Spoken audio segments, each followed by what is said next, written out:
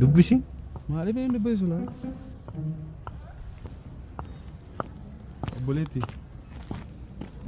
Al tokko si barbaadeen tura fi dandeessa. Rakkoon qabu maal eejamu? Maal ajajamu? Maal ajajamu jettee? Anuma maal ajajamu jetteeti? Kana caalaa wanti gara nama ciibsu maal jira? Inni illee ta'u barumsa akkan. Gaariidha. Moggaamee gaffaadha.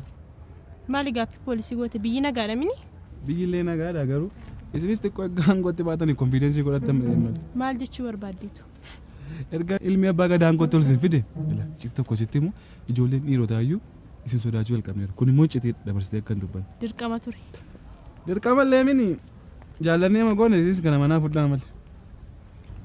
Amma maal eejamaa siyaasan jaalladhu silaa dhiirri siyaasa malee sin jaalladhaan biittanii. Inni illee maal goone teetii jaallannee mini barumsa akkasuma goone.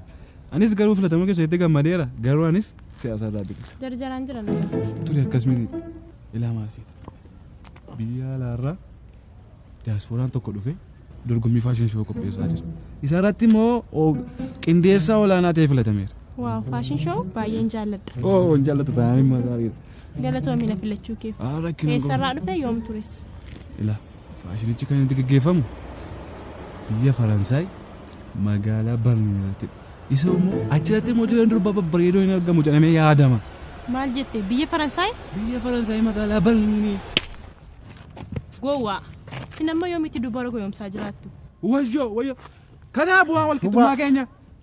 Bakka dhiisuu bileetti deemeti. Kanaa nuuf gammadu. Dalatti keenya kana utuu dhiirri dubartii tokko kabale immoo dubartiin haadha, dubartiin obboleettiidha, dubartiin haadha mana jettanii miidiyaarra muuziqaadhaan gurra duuchitu. Dhiirris akkuma kana.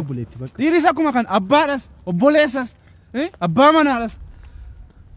Maaloo na kabaltee mini. Deemiti maappii dubbisa. Biyyi Faransaay magaalaa ishee eessa akka taate gaafa barteenaa bilbilta. Gowwaa.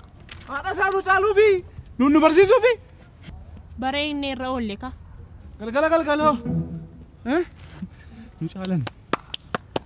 Harkuma. Ani jennee iman didduun du'an diddee qoosaa dubaraa dhiisi jennaan diddee kana taate.